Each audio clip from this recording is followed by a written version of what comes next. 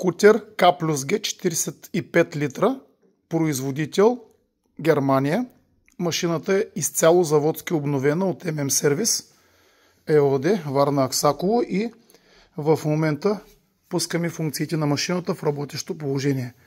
Първа бъркалка, тава, втора бъркалка, втора тава, да. Така, бъркането го направихме. Сега правим първа ножов вал.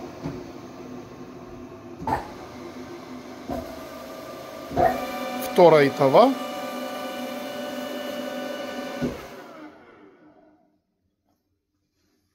Остави я да работи просто на максимални обороти. Ножов вал и тава на максимални обороти. Това са максималните обороти на кутера. Имаме показания на тавата, имаме показания на температура. Казахме 2 скорости на бъркалка, 2 скорости на ножов вал, 2 скорости на тава. Плексигласов обезшумителен капак. Това са функциите на машината. Тя е готова за включване в експлоатация.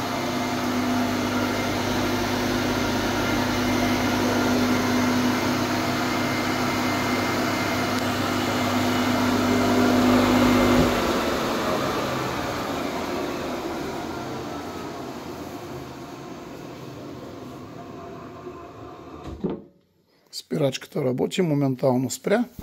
Ножова глава с 6 ножа.